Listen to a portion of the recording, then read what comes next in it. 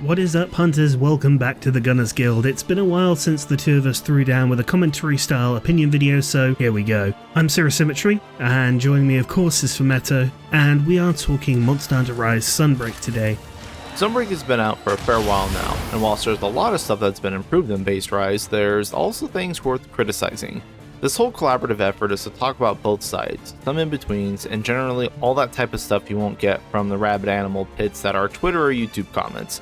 Seriously, people just want to fight on social media. It's exhausting. I'm just going to try to sidestep that. Today's subject matter is the beloved Valstrax. Monster Hunter Generations Ultimate introduced the Jet Fried Chicken, or JFC, with the honour of joint flagship status alongside Bloodbath, and it was an instant hit. It's honestly very easy to see why. It has this edgy silver and red aesthetic, an unorthodox design, and one of the hardest themes ever conceived for a Monster Hunter game to date.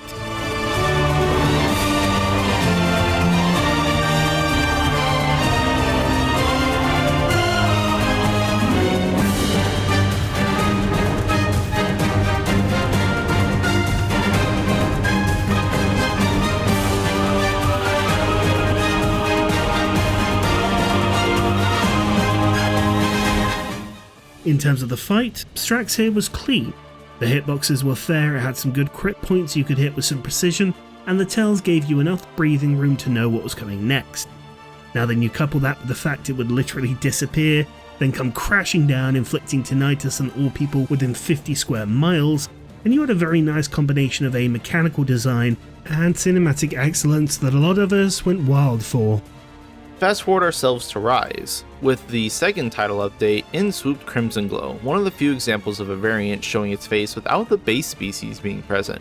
A supercharged Valstrax with a worse theme and the same wonderful moveset for the most part. We were waiting for Sunbreak to come out before we began to talk about Valstrax because it wouldn't be super fair to compare it to its GU origins, as it was only a high rank version in Rise. Now that we have the full package, yeah, maybe we shouldn't have.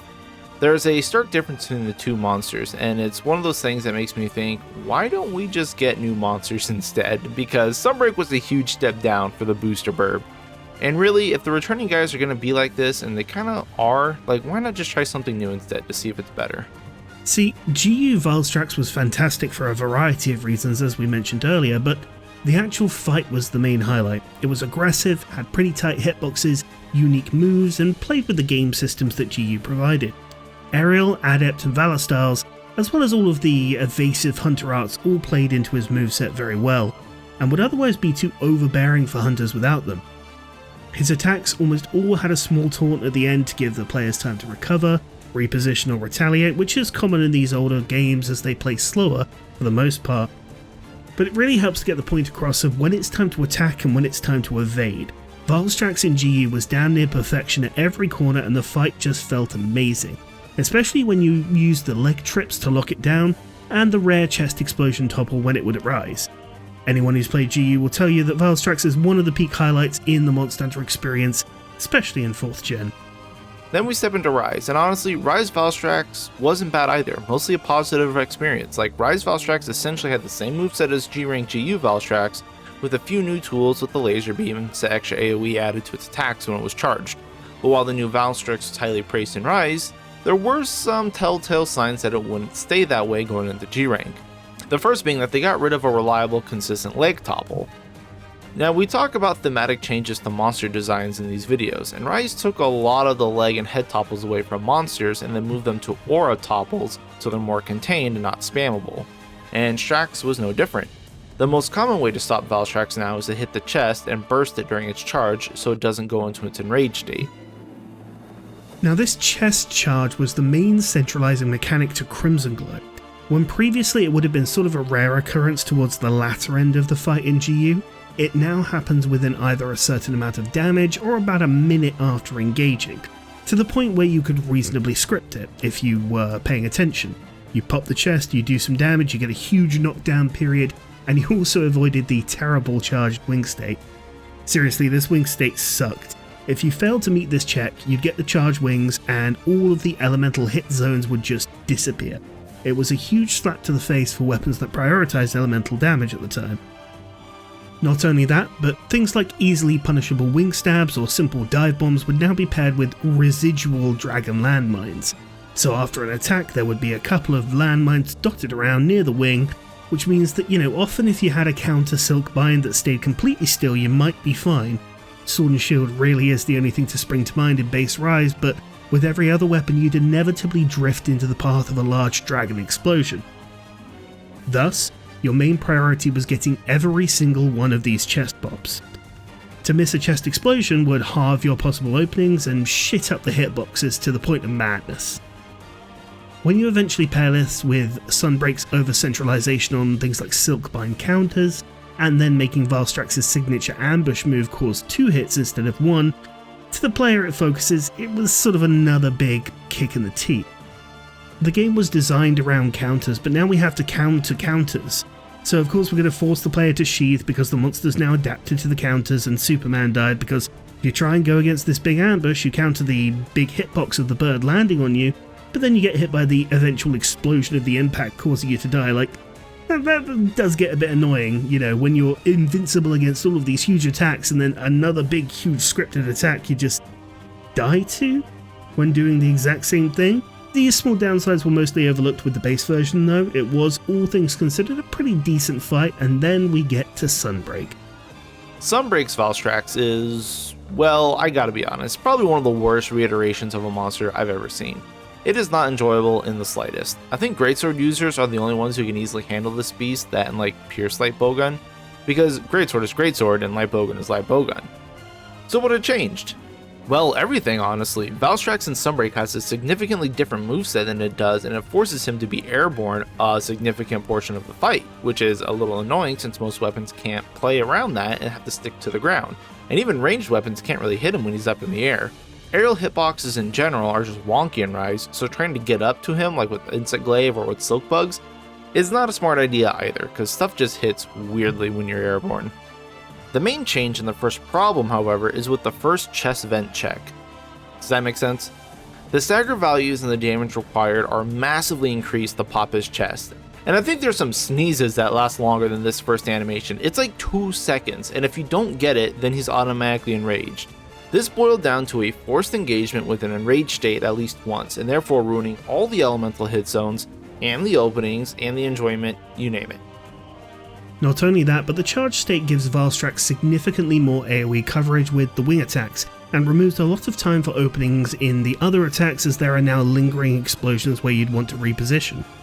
It's really overbearing on the fight to have to manage, and like we said, the Greatsword could probably one-tap for 4000 damage and stop this, but no other weapon can, not even guns.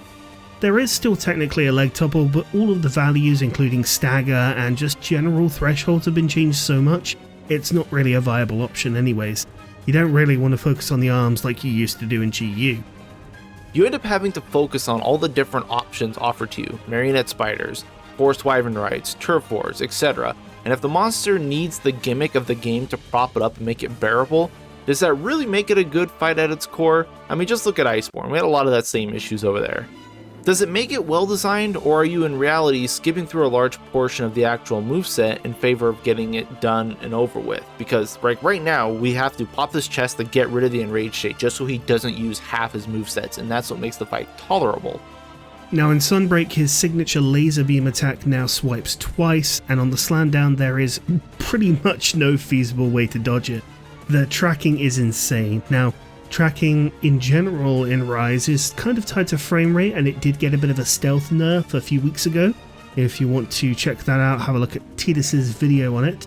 But maybe that's changed. In our experience in recording footage a couple of days ago, this really didn't seem any different. The point is that it pretty much forces the players to evade the first hit and then use one of their counters or wire bugs to evade the second.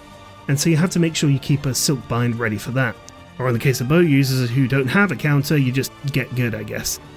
It's worth noting that with precision time you can roll or Superman dive, but what opening do you get afterwards? What reward do you get for avoiding that, aside from getting to live? There's no real reward. You've got 4 frames on your base roll to avoid it anyways. It's horrendous to pull off. It's weird because Valstrax in base Rise wasn't bad. It was a little tedious, but it was still a fine encounter. And then when they cranked everything up to 12 with Sunbreak, all the forgivable missteps became more and more apparent. Genuinely, the main issue seems to be that they gave a high rank monster a G rank moveset, which is to be expected with Crimson Glow being a souped up variant. I mean, it was tough, but every weapon could keep up with it due to the hunters also getting more mobility and more response options. However, I don't think they actually had much elsewhere to go with Sunbreak, since the existing wonderful moveset that we had in GU Strax was already pretty much maxed out in base Rise. Valstrax in Sunbreak went from being a fan favourite to a mostly hated nuisance in the series. Maybe adding back an easier arm topple when he gets powered up could have been a way for players to go that missed the chest topple. Even testing it to see if every weapon could feasibly hit the first chest topple in Master Rank would have been a good place to start. Of course, with that last point, the brain dead among you will say it's a skill issue, like that's any intelligent insight. However, you need to know at that point that your only feasible damage spot is the head, and pretty much every clean opening for this spot you had on the first stage went out the window when it came to targeting the zone. Would it be so unbalanced to just allow a more generous dagger point on the legs as an alternative if we're forced to engage in this state? It's odd, the chest charge was presented as an option for the players to take control of. You could hit the damage cap, get a nice explosion and a knockdown and so on. Now it's kind of the illusion of choice in Sunbreak. You get the opening, you get some hits in, but so much of the time it's all for nothing. Even better, MR Strax just charges up again after the knockdown and you gotta repeat that same song and dance all over again to differing results. The chest pop being pushed to the forefront and having a complete moveset adjustment based around it for Valstrax in base Rise was pretty much fine. It's a new mini reward that keeps players engaged. It's like the breadsticks before the main meal of clearing the quest, and a new small incentive that will give you that little kick when you get the topple each time. In Sunbreak, you're kinda told to stand outside the party your friends are all at, hearing all your favourite songs through 6 inches of concrete for half an hour before you can actually go in and dance. For some closing thoughts, you may get the idea that we're looking for monsters that fold the moment your combo gets started, and we think that it's important to clarify that this isn't quite the case.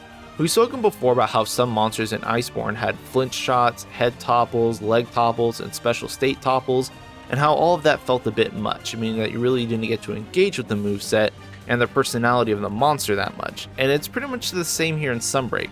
Valstrax seems to have too few options to stop his rampage, and then something like Seething would have too much because he's got 2 head topples plus a tail pop. It's a potential balance between the damage required and the amount of topples available, and a good moveset of the monster is really what we're looking for here. I know, wishful thinking. We're just looking for a nice balance between monsters that have a really engaging and exciting moveset, with enough openings and little taunt animations at the end to give you an ability to react and counterattack, but then also not have too many topples like Basil Goose where you can just melt this thing and it doesn't get to do anything at all. It's a hard little scale that we're sitting on here, but there are some good fights that, actually do this right. Some fights like Malzeno and Lucinargacuga are actually very good representations of this.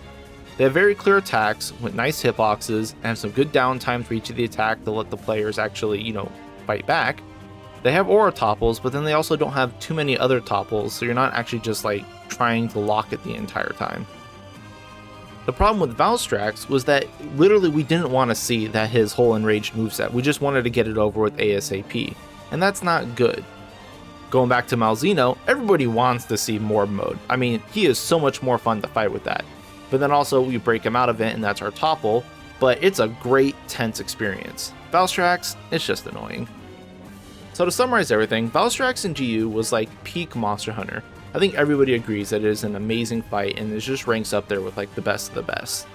Coming into Rise, slight step down, but it's also Rise had all its own problems and design quirks that, I think it was fine for what we got in Rise. I do actually really like it there.